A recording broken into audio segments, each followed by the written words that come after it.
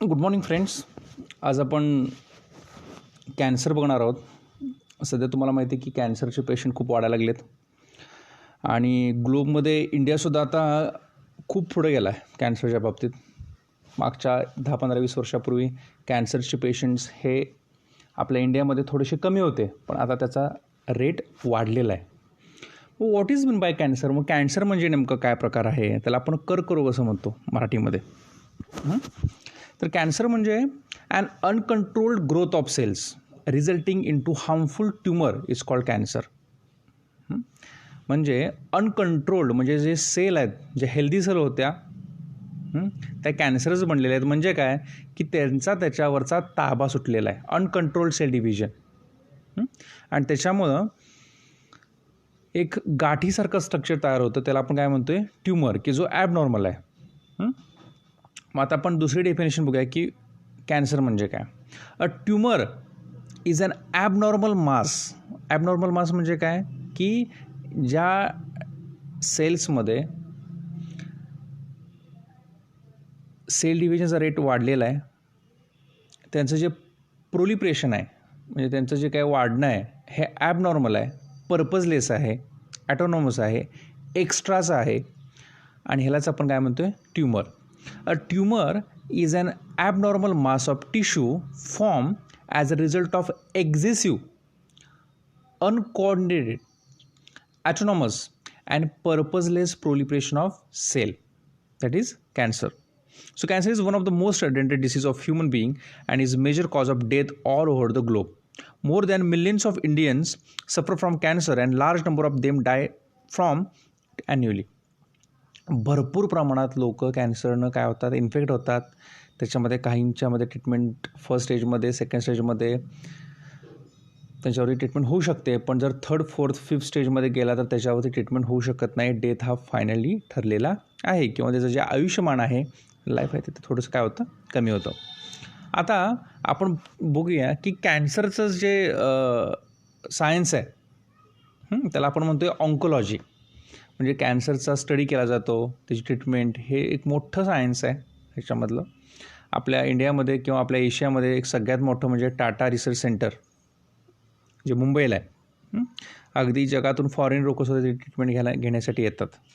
तर ते जे सायन्स आहे त्याला आम्ही ऑन्कोलॉजी असं म्हणतो. जो फिजिशियन, जो रिसर्चर आहे, जो डॉक्टर आहे, की जो त्याचा अभ्यास करतो कॅन्सरचा, त्याचा कॉज, ट्रीटमेंट, प्रिव्हेन्शन जे काय असेल ते, त्याला आम्ही म्हणतो आहे ऑन्कोलॉजिस्ट. म्हणजे oncology it is study of cancer. Oncologist that is physician और researchers who specialise in the study, diagnosis, treatment and prevention of cancer are called oncologist. ठीक आहे. आता आपण त्याचे बघूया कॅरेक्टरिस्टिक्स ऑफ कॅन्सर. आता कॅन्सरचे कॅरेक्टरिस्टिक्स काय आहेत आपण बघूया. Cancer is a class of disease characterized by uncontrolled cell division. आपल्या बॉडीमध्ये जे सेल डिव्हिजन आहे, 1च्या 2 होतात, 2च्या 4 होतात, 4च्या 8 होतात, 8च्या 16 होतात. ही सेल डिव्हिजनची एक पद्धत आहे, मेथड आहे. पण 1च्या 10 होणं, 10च्या 100 होणं, मग त्यांचा जो ताबा आहे तो सुटणं. ठीक आहे. एखादा व्यक्ती जर गरजेपेक्षा जास्त बोलायला लागला, बडबडायला लागला, तर त्याला आपण खोळा किंवा सायको म्हणतो. याचा अर्थ तो नॉर्मल नाही आहे. नॉर्मल व्यक्ती हा कमी बडबडतो किंवा जेवढं पाहिजे तेवढंच बडबडतो. तसंच इथल्या सेलचा हा डिफेक्ट होतो की त्यांच्यावरचा जो कंट्रोल आहे हा पूर्णपणे सुटून जातो. Cancer harms the body when damage cell divide uncontrollably to form lumps of masses of tissue called tumours. आणि ह्या ज्या सेल्स आहेत, कॅन्सरस सेल्स, ह्या एकत्र यायला लागतात. त्या नॉर्मल सेलला इन्फेक्ट करून त्यांची संख्या वाढवण्यासाठी प्रयत्न करत असतात. आणि तयार झालेला जो मास आहे, जो लंप आहे, त्याला आम्ही काय म्हणतो आहे tumour. In the case of leukaemia there is a no tumour is form. आता कॅन्सरचे भरपूर टाईप आहेत. म्हणजे तसे बघितले तर ते मेन 5 टाईप आहेत, आणि तसे जर बघितले तर त्याचे 100 एक्झाम्पल आहेत जवळपास. तर त्यातला जो ल्युकेमिया नावाचा प्रकार आहे दॅट इज ब्लड कॅन्सर. ठीक आहे. हा रक्तातून सिगरेट भिनतो, त्याच्यामध्ये ट्यूमर किंवा इतर काही गोष्टी तयार होत नाहीत. Blood cancer, leukemia.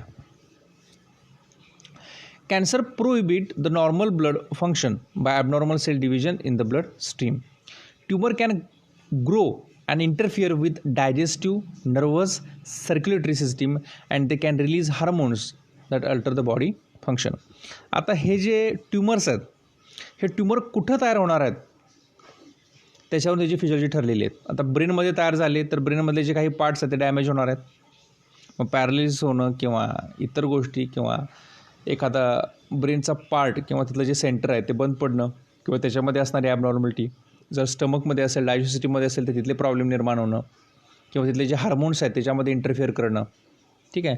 त्याच्यामुळं तिथला जो पार्ट आहे किंवा तिथली जी काही सिस्टीम आहे त्या सिस्टीममध्ये काय येतो, अल्टरनेशन किंवा तिथली फिजिओलॉजी चेंज होते. आता कॅन्सरचे 2 प्रकार आहेत, टाईप्स ऑफ ट्युमर. तर ट्युमर्स म्हणजे ज्या गाठी तयार होणार आहेत त्या 2 प्रकारच्या आहेत. त्यातला पहिला जो प्रकार आहे तो आहे बिनाईन ट्युमर आणि जो नेक्स्ट आहे त्याचं नाव आहे malignant tumour. The tumors are of 2 types. Benign tumors, the tumors that stay in one spot and demonstrate limited growth and generally considered to be benign. आता बघा, एक विशिष्ट ठिकाण आहे तिथं हा ट्युमर वाढतो आहे, त्याचं स्प्रेडिंग जास्त होत नाही, त्याच्यावरती कॅप्सूल असते. ठीक आहे. लिमिटेड एरियापर्यंत त्याची ग्रोथ होते आणि हा इतका धोकादायक नसतो. त्याला आम्ही काय म्हणतो, बिनाईन ट्युमर. जो ट्युमर इकडून तिकडं आपल्या बॉडीमध्ये स्प्रेड होतो throughout the body with blood and lymph. ठीक आहे. की ज्याच्यामध्ये मेटास्टेसिस होतं, म्हणजे इकडून तिकडे गेल्यामुळं जिथं तो जाणार आहे तिथं त्याचं स्प्रेडिंग सुरू होतं.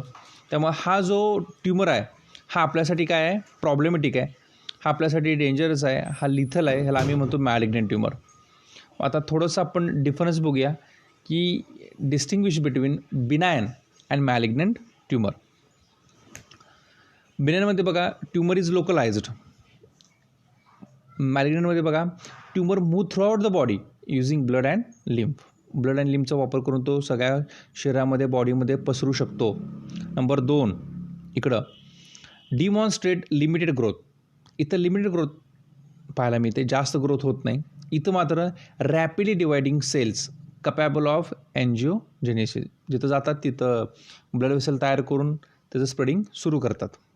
Number 3, the tumour is encapsulated, does not infiltrate adjacent tissue. हा बिनाईनमध्ये काय होतं आहे, ज्या जवळच्या नेबरिंग सेल्स आहेत, ज्या ॲडजसंट टिश्यू आहेत त्याला त्या कुठल्याही प्रकारे इन्फेक्ट करत नाहीत. इथं मात्र काय होतात, का करत नाहीत, कारण त्याच्यावरती कॅप्सूल असते. So tumour is encapsulated. इथं मात्र ट्युमर इज नॉन इनकॅप्सुलेटेड. ह्याच्यावरती कोटिंग नसतं, कवरिंग नसतं, कॅप्सूल नसते, त्यामुळे ती जवळच्या सेलला काय करते, इन्फेक्ट करते. Tumour does not metastasise. आता मेटास्टाइज म्हणजे काय, इकडून तिकडं स्प्रेड होणं, पटकन इन्फेक्ट करणं. इथं मात्र काय आहे, ट्युमर डज नॉट मेटास्टाइज, कारण त्याच्यावरती कॅप्सूल आहे. ठीक आहे. लिमिटेड एरियापर्यंत त्याची ग्रोथ होते म्हणून. इथं मात्र काय, ट्युमर अंडरगो मेटास्टॅसिस. मेटास्टॅसिस करून इकडचं इन्फेक्शन तिकडं, तिकडचं इन्फेक्शन तिकडं, हेल्दी सेलला इन्फेक्ट करणं आणि त्यांना कॅन्सर सेल बनवणं, हे काम कोणाचं आहे, मॅलिग्नंट ट्युमरचं आहे. ठीक आहे. आता कॅन्सर डायग्नोसिस. आता कॉजेस ऑफ कॅन्सर आपण बघूया पहिल्यांदा. कुठली कॉजेस आहेत, कुठली कारणं आहेत. तर transformation of normal cell into cancerous neoplastic cell may be induced by physical, chemical और बायोलॉजिकल एजंट. आता हे नॉर्मल सेलचं कन्वर्जन कॅन्सर सेलमध्ये होण्यासाठी काही एजंट्स आहेत, काही कारणं आहेत. ठीक आहे. त्यातील काही कारणं फिजिकल आहेत, काही केमिकल आहेत, काही बायोलॉजिकल आहेत. हे जे एजंट आहेत की ज्याच्यामुळं कॅन्सर होतो त्यांना आम्ही म्हणतो कार्सिनोजन्स. म्हणजे cancer inducing agents are called carcinogens. मग ते कुठले आहेत, ionising radiations like X rays, gamma rays and non ionising radiation like UV, ultraviolet causing DNA damage. Ultraviolet रेचा जर मारासारखा जर आपल्या सेलवरती हो झाला तर आपल्या सेलमध्ये जो न्यूक्लियस आहे, न्यूक्लियसमधला जो DNA तो DNA काय होतो, डॅमेज होतो. आणि डॅमेज झाल्यामध्ये न्यूप्लास्टिक ट्रान्सफॉर्मेशन तिथं होतं त्या DNAमध्ये आणि कॅन्सर सेल तयार होऊ शकतात. The chemical carcinogens present in tobacco smoke. जो टोबॅको आहे म्हणजे जो सिगरेट किंवा तंबाखूमध्ये जो टोबॅको आहे, टोबॅकोमध्ये जे निकोटीन आहे त्याच्यामुळे सुद्धा लक्षात ठेवा लंगला कॅन्सर होऊ शकतो किंवा ओरल कॅन्सर होऊ शकतो. जे काही केमिकल्स आहेत, जिथं इन्सेक्टिसाईड, पेस्टिसाईड, विडीसाईड तयार होतात, तिथं हा धोका आहे. जिथं जिथं ज्या फॅक्टरीमध्ये ultraviolet rays, X rays, gamma rays यांचं आयोनायझेशन किंवा जिथं हे रेज जास्त असतात किंवा एखादं सोनोग्राफी सेंटर सारखं तिथं त्या रेजना एक्सपोज झाल्यावरती सुद्धा त्या टेक्निशियनला कॅन्सर होऊ शकतो. So cancer causing viruses called oncogenic viruses, असे सुद्धा काही व्हायरस आहेत की जे काय करतात, DNA काही चेंजेस करून व्हायरल ऑन्कोजन्स तयार करतात. Furthermore several genes called cellular oncogenes, that is CONC, or proto-oncogenes have been identified in normal cell which when activated under certain condition. काही लोकांच्यामध्ये अचानक हे जे सेल्युलर ऑन्कोजिन्स आहेत हे तयार व्हायला लागतात नॉर्मल सेलमध्ये, हेल्दी सेलमध्ये, आणि कॅन्सर त्या लोकांना होतो. So could be lead to oncogenic transformation of cell. ठीक आहे. तर नेक्स्ट लेक्चरला आपण बघणार आहोत cancer detection and diagnosis and types of cancer. आता कॅन्सरचे परत 5 प्रकार आहेत. सार्कोमाज, लिम्फोमाज, ल्युकेमियाज, ॲडिनोमाज आणि कार्सिनोमाज. हे आपण नेक्स्ट लेक्चरला बघूया.